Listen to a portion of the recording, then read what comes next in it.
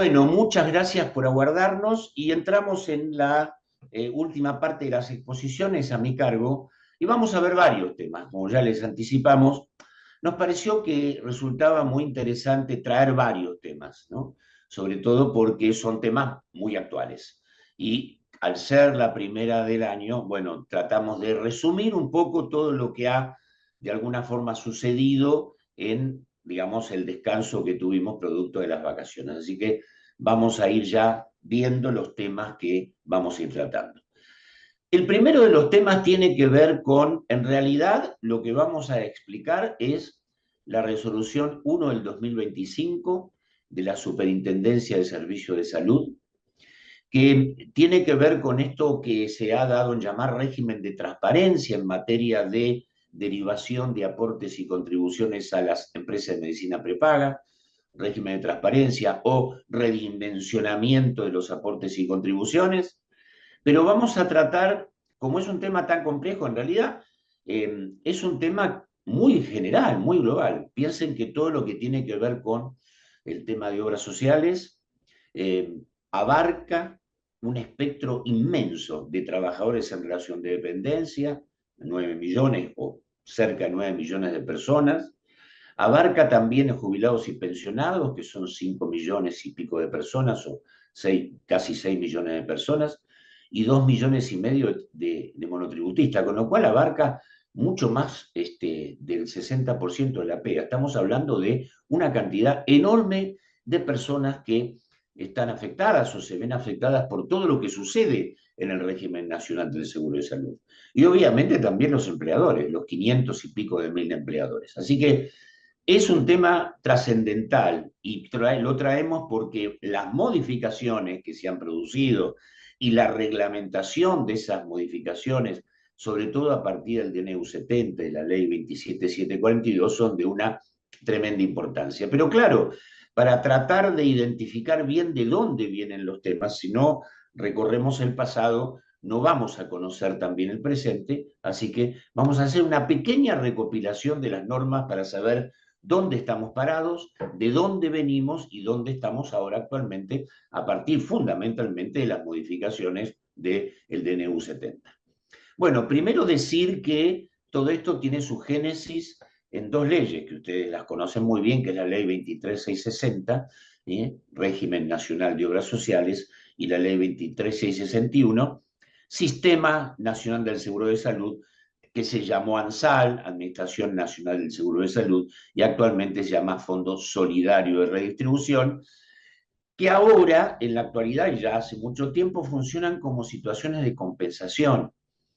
Al ver, como vamos a ver ahora, la posibilidad de la libre elección de la gente del seguro de salud, obviamente tiene que actuar un mecanismo de compensación, porque siempre las obras sociales, los agentes del seguro de salud en forma global, así lo decimos, tienen que otorgar una prestación básica importantísima que es el PMO, el programa médico obligatorio. Como tienen que cumplirlo y dar la prestación, porque todo lo que hacen es administrar fondos públicos, tienen que prestar este servicio y aquellas que tienen menos afiliación, obviamente lo tienen que seguir dando, a pesar de que no tienen la cantidad importante de recursos públicos. Así que funciona como un sistema de compensación. Estas dos leyes, la 23660 y 23661, que son la base del sistema, han sido las que han sufrido o han tenido una modificación muy importante a partir del DNU 70. Ahí no tengan en cuenta 2213, es 2023, se coló un 1, así que 70 del 2023 han modificado fuertemente estas leyes. Lo que vamos a ver ahora es un poco la evolución. En el año 93 se produce lo que se llama la desregulación del sistema, donde lo que impera a partir de ese momento es la posibilidad de la libre elección de la gente del seguro de salud. En ese periodo de cautividad, como lo llamábamos entre el 89 y el 93, la cautividad quería decir, solo puedo pertenecer a la obra social correspondiente al gremio que me nuclea a partir de la convención colectiva. A eso le llamábamos cautividad. Solamente la obra social correspondiente a la actividad convencional que yo tenía. Por ejemplo, ponemos el ejemplo, si el convenio es comercio, ya que Mirta habló del convenio de comercio, bueno, yo tenía que pertenecer sí o sí, sin ningún tipo de posibilidad, a OSECAC. Bueno, con el decreto 9 del 93, que se llamó desregulación del sistema, lo que se produce es la conclusión del periodo de cautividad y a partir de ese momento empieza la libre elección del agente del seguro de salud. Se imaginan que esto es lo que empieza a generar los conflictos, porque obviamente las personas, los afiliados, empiezan a elegir las obras sociales en función de la eficiencia, de la mejor prestación del servicio. Esta elección a partir de la mejor prestación del servicio lo que hizo fue redimensionar el sistema. Y a partir de acá empiezan los temas que empiezan a generar conflictos y que terminan de alguna forma por plantearse a partir de NEU 70 y lo que vamos a ver ahora. Pero por eso estamos dibujando los mojones importantes que ha tenido esta historia a través del tiempo. Estas normas siguen vigentes con modificaciones porque precisamente el decreto, el DNU 70 y normas posteriores, como vamos a ver, lo que hicieron fue modificar las normas de base y el decreto 504 del 98 tiene el reordenamiento y puesta en marcha, porque obviamente del 93 al 98 las cosas funcionaban, digamos, a medias tintas. Entonces se reordena el sistema y se genera una situación muy importante a partir de dos artículos del decreto 504, que es el 13 y el 14, y que lo que genera es la permanencia durante el primer año, o sea, una cautividad acotada, permanencia durante el primer año, inicio de la relación laboral, en la obra social de pertenencia de la convención. ¿Esto por qué fue? Precisamente por lo que les decía, la elección de la persona, la elección del afiliado, del trabajador, generaba mayor afluencia de aportes y contribuciones a determinadas obras sociales. Entonces, las obras sociales gremiales lo que querían retener, por lo menos durante un año, la permanencia de las personas en esa entidad de obra social. Por eso el 13, permanencia durante el primer año en la obra social, o sea, una especie de cautividad acotada. Y por supuesto, como yo podía seguir cambiando, la permanencia mínima de un año en la elegida. Un año en la elegida y después podía volver a elegir, pero tenía que esperar esa situación de cautividad. Así que esto se generó a partir del decreto 504. ¿Qué pasó? En el año 2001, muchos años después, donde este sistema funcionaba, se modifica esta opción del artículo 13 del decreto 504 y a partir de la vigencia del decreto 1400 se pudo efectuar la opción desde el mismo inicio de la relación laboral. Esto que retrotraía la situación y volvía a generar situaciones de conflictividad en materia financiera, fundamentalmente de ciertas obras sociales no tan desarrolladas. ¿Esto qué generaba fundamentalmente? Bueno, lo que después va a terminar siendo la gran modificación, porque muchas obras sociales no tenían la posibilidad de prestación efectiva del servicio, entonces empezaron desde hace mucho tiempo y sobre todo en este momento la contratación de los servicios a través de contratos de prestación de servicios con las empresas de medicina prepaga que no estaban en el sistema, estaban en un sistema distinto, el sistema de las empresas de medicina prepaga. Entonces, empezaron los convenios, los contratos para prestación de servicios. Viene el año 2021, pospandemia, viene el decreto 438 de julio del 2021 y dice, bueno, vuelve a modificar el artículo 13 que había modificado el 1400 y vuelve a la cautividad por el primer año a partir de la iniciación del afiliado en el trabajo. O sea, la vinculación inicial también por un año en la obra social de la actividad, o sea, vuelve la cautividad acotada del año. Y aquí viene lo importante, la desregulación realmente y transparencia del sistema que modifica el DNU 70 del 21 de diciembre del 2023, como sabemos, que sigue vigente en muchos aspectos, ha tenido suspensiones producto de actividad jurisprudencial, sobre todo en materia laboral, pero sigue vigente en muchos aspectos y ha dado lugar a toda la movilidad en materia de situaciones que tienen que ver sobre todo con el régimen de salud. Modifica e incorpora, esto es muy importante aclararlo, porque tuve alguna charla ayer en donde tuve que aclararlo.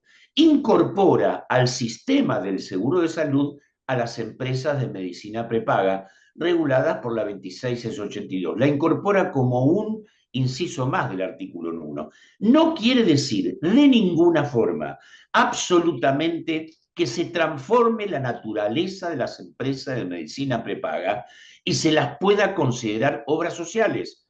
Están en distintos incisos. Las obras sociales están en varios incisos del A al C y esta está en el inciso I. Nunca, jamás, la incorporación de las empresas de medicina prepaga las transforma en obras sociales. Siguen siendo empresas privadas, en su mayoría, obviamente, que no tienen que ver con adaptarse a una naturaleza de obra social. En todo caso, tendrán ciertos beneficios que tienen que ver con estar en el régimen de salud y obviamente los controles, después los vamos a ver. Pero muy importante, no hay una transformación de las empresas de medicina prepagas en instituciones que son las obras sociales, que son en su mayoría asociaciones civiles sin fines de lucro. Nunca confundir esto. Si confundimos esto, estamos confundiendo aspectos jurídicos muy importantes. Y también el decreto de NEU 70 modifica los artículos 13 y 14 del 504-98, libre elección, volvemos al 1400, ¿se acuerdan, no? Libre elección de la obra social desde el inicio de relación y con una permanencia que luego, por la resolución 201, perdón, del 2024, de febrero del 2024, se establece en un año. Entonces, perdón, desde el inicio de la relación, elección libre, pero también mantener la elección por un año. Y dice esta resolución 201 que ese año es aniversario. Desde que elijo hasta que vuelvo a elegir tiene que pasar un año. O sea, es aniversario y no calendario. Y bueno, una vez que esto sucede, empieza la reglamentación de lo que significa esta importancia del decreto 70 y por supuesto el decreto 170 dice que hay libre elección por parte de los afiliados a cualquier obra, a cualquier agente del seguro de salud del sistema, obras sociales y otros, acuerden que ya que está la medicina prepaga, con la única excepción, vamos a ver que hay dos excepciones, una son jubilados y pensionados, y otra vamos a ver que son monotributistas, pero muy importante, libre elección.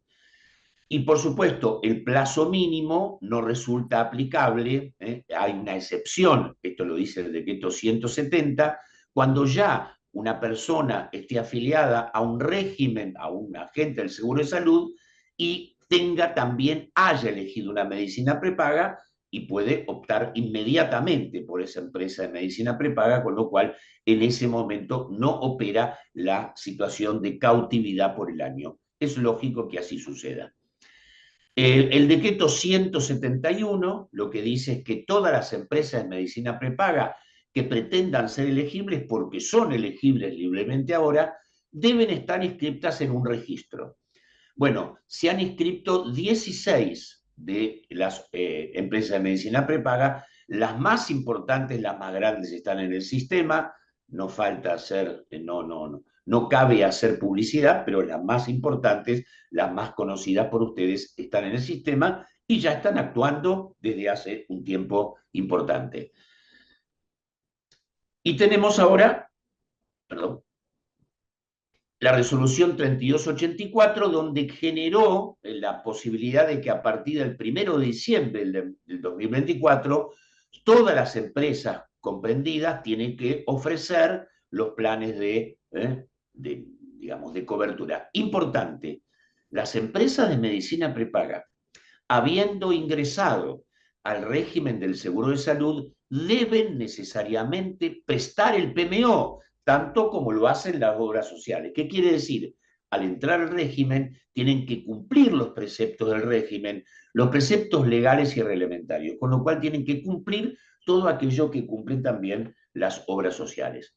La inscripción mencionada, bueno, lo que genera obviamente, como decíamos, la habilitación de los planes de salud y el cumplimiento de las normas pertinentes.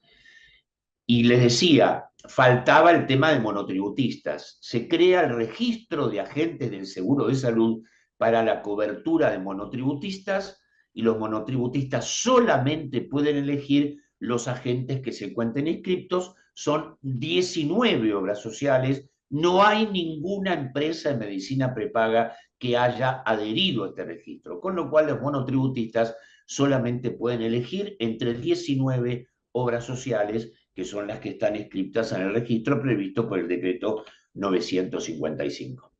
Y aquí viene la última parte, donde, por supuesto, esto había generado una duplicidad, una cantidad importante de obras sociales que tenían, como yo les dije, contratos de prestación de servicio con las empresas de medicina prepaga. Y viene ahora la situación, bueno, de apertura total del mercado y yo puedo elegir directamente. Entonces podía haber situaciones de transferencia en donde, como yo tenía la obligatoriedad de ser una obra social, mi agente, y después había una derivación, se acaba con esa derivación. Y ahora la derivación es directa a la empresa de medicina prepaga que yo he elegido. Consecuentemente, la empresa de medicina prepaga recibe ahora fondos públicos y tiene que cumplir con todos los servicios. ¿Y qué tiene que hacer la persona que eligió una empresa de medicina prepaga? No tiene que hacer nada. Los que tienen que hacer, se habilitó la TAD por 60 días, que vence en el 31 de marzo, para que aquellas personas que quieran, afiliados, que quieran permanecer en la obra social, que era originalmente la que habían elegido o la que correspondía por la actividad convencional gremial, se puedan quedar, se van a quedar en esa que eligieron, solamente en ese caso. Si yo elegí una empresa de medicina prepaga, nada tengo que hacer porque la derivación de aportes y contribuciones es directa. Para ello, el artículo 4 de la resolución 1 del 25 establece que la superintendencia y ARCA tienen que manejar todas las cuestiones de orden formal y sistémica para que la derivación sea completa. Con lo cual, esto no va a afectar de ninguna forma, ni en el pasado, ahora reciente, ni en el futuro a las empresas, a las personas afiliadas que elijan la empresa de medicina prepaga. Bueno, esto es un poco lo que queríamos recorrer con relación a, bueno, esto, la transparencia. Transparencia que es importante.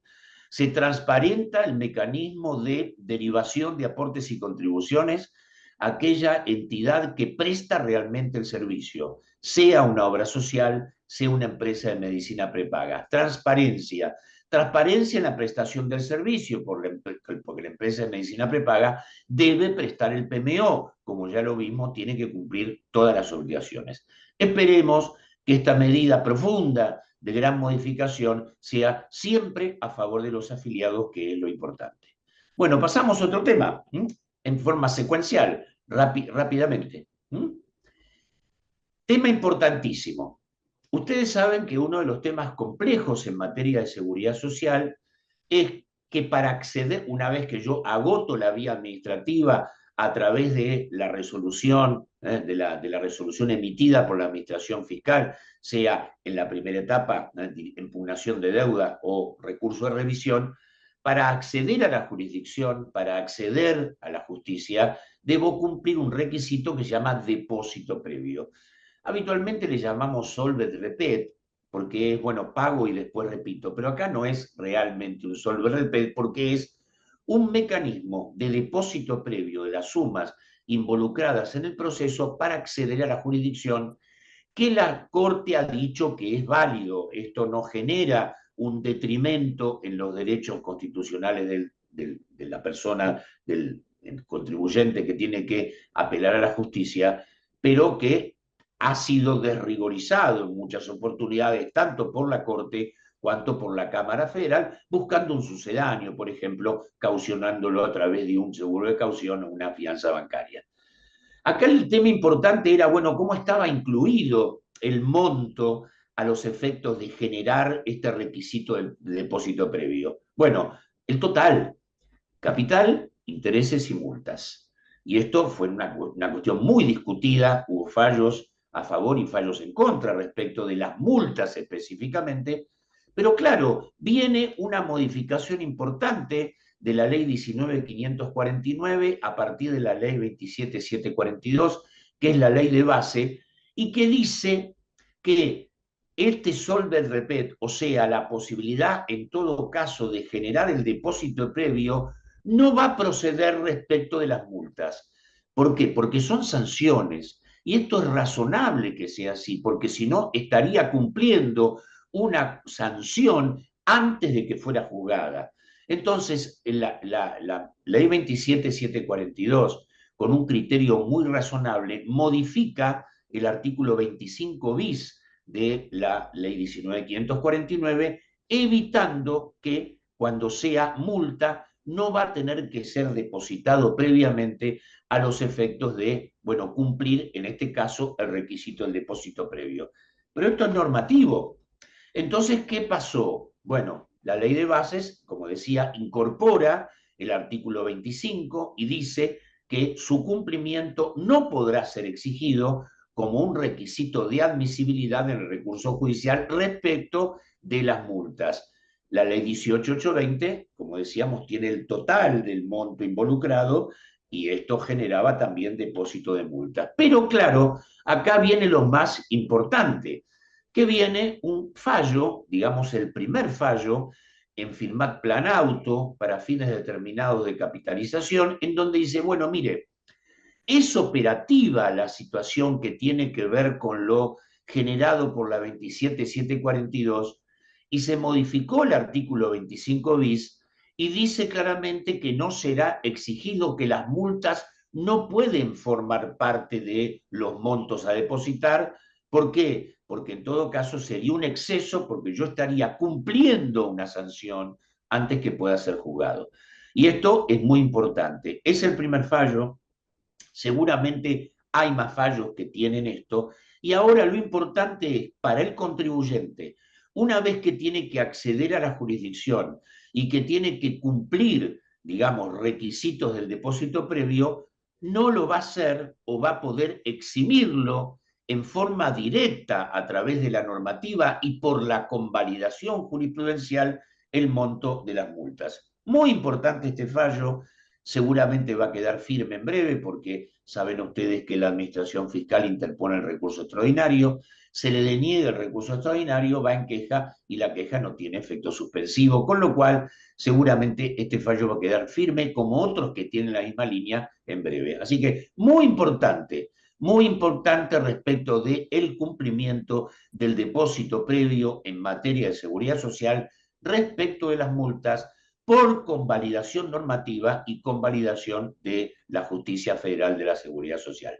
Muy importante.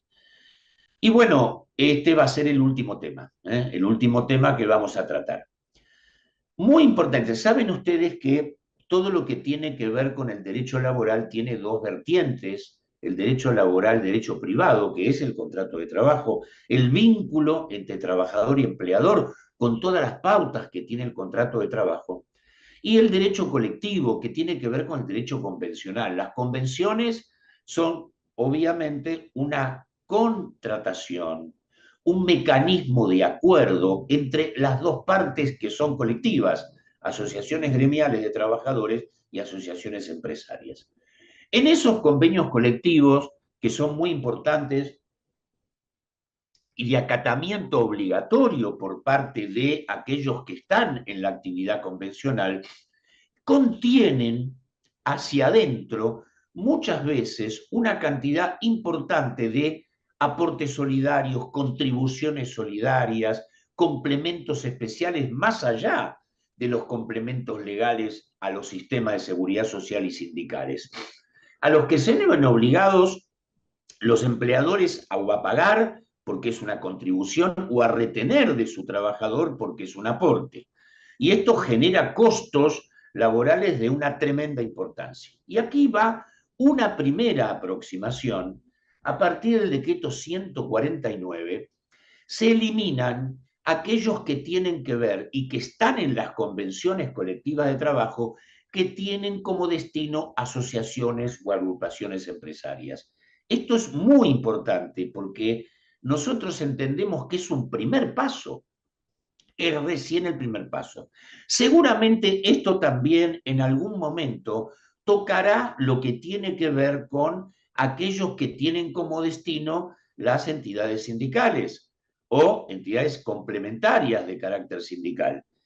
Lo que hicimos fue, bueno, investigar o analizar fundamentalmente cuáles son aquellos que tienen, o algunos de los que tienen como destino dentro de las convenciones colectivas de trabajo las entidades de carácter empresario. Bueno, el decreto 149 dice que se eliminan los aportes obligatorios, aportes o contribuciones a las cámaras empresariales, asociaciones o agrupaciones. La vigencia dentro de 90 días, recién va a operar dentro de 90 días de la vigencia de este decreto. El objetivo es fomentar la libertad de asociación y evitar cargas económicas injustificadas, y prohíbe que los convenios de trabajo impongan aportes con beneficios a las cámaras. O sea, seguramente aquellos que están perderán vigencia, obviamente no se podrán exigir. Solamente se podrán exigir y existir en los casos en que sean aceptados voluntariamente por los afiliados. Esto es de una importancia tremenda. Yo lo anticipó Mirta y ahora vamos a hacer una reflexión con el convenio de comercio, donde hay ciertas contribuciones solidarias que son para toda la nómina, no solamente para aquellos que están afiliados, sino para toda la nómina, lo cual le impone una carga tremenda al trabajador y al empleador en función de esa colectividad, lo cual no tiene sentido. ¿Por qué? Porque para tener, en todo caso, una carga de carácter tributario o paratributario, tiene que haber una obligatoriedad. Bueno, y los convenios colectivos lo extienden a todos los que están en la nómina salarial. Y esto es lo que impide precisamente el 149. ¿Qué hicimos nosotros? Bueno, indagamos aquellos que tendrían que dejar de ser aplicados a partir del decreto 149 y por los 90 días posteriores a partir de su vigencia. Entonces, investigamos. Vieron que Mirta les habló de INECAP, Instituto Argentino de Capacitación y Tecnología. Recibe un aporte mensual obligatorio del 150 del salario para los trabajadores, para financiar la capacitación del sector. Este tendría que dejar de ser obligatorio para los que no son afiliados. ADINRA, empresas del sector contribuyen con el 1% de toda la masa salarial, de los cuales el 50% se destina a ADINRA y el otro 50% a las cámaras regionales, por ejemplo, Río Cuarto. Este también tendría que dejar de ser exigible, por cuanto lo dice el decreto 149. La Cámara de la Industria Plástica también tiene un complemento, recibe aportes mensuales de las empresas plásticas y el monto de la contribución depende de la cantidad de trabajadores, con lo cual es global. Entonces, al ser esto de carácter global, va a tener que dejar de tener vigencia y tener que dejar de tener aplicación a partir de los 90 días de la vigencia del decreto. También tenemos FAIMA, Federación Argentina de Industria de la Madera, como este material obviamente les queda a ustedes, lo van a poder consultar perfectamente.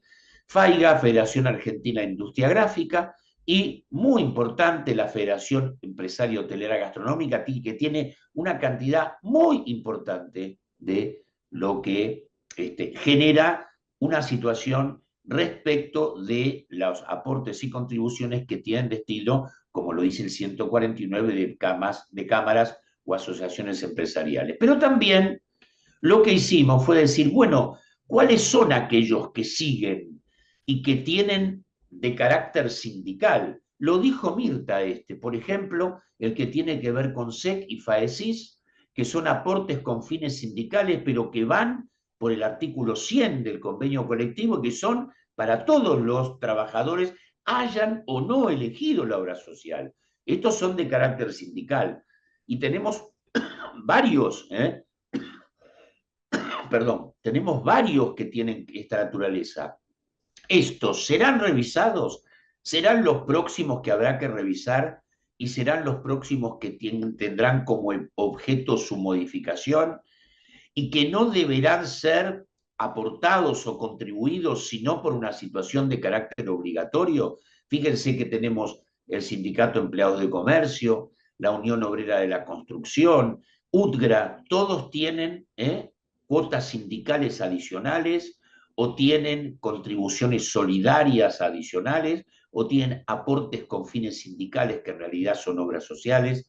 Entonces, seguramente esta porción de aportes sindicales obligatorios, que todavía no está tocada por el 149, será lo próximo que se ocupará para generar una situación de menor carga laboral respecto de trabajadores y empleadores.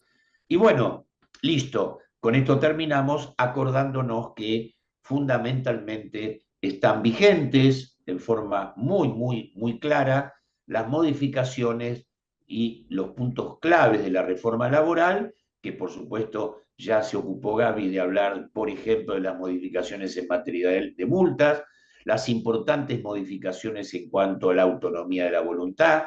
Está firme, todavía no receptado muy convencionalmente, que es lo que está faltando fundamentalmente, que las convenciones colectivas de trabajo recepten el fondo de cese laboral para sustituir los mecanismos indemnizatorios, y está funcionando el tema de autónomos con colaboradores. Ya tenemos el PADIC, el padrón para trabajadores, para autónomos con colaboradores, y ya hicimos una introspección de respecto de lo que significa que estos son situaciones de carácter asociativo. Vamos a volver sobre estos temas porque son muy importantes y seguramente se estará trabajando a nivel legislativo de nuevas modificaciones en materia laboral. Bueno, con esto concluimos también los temas que yo quería exponerles.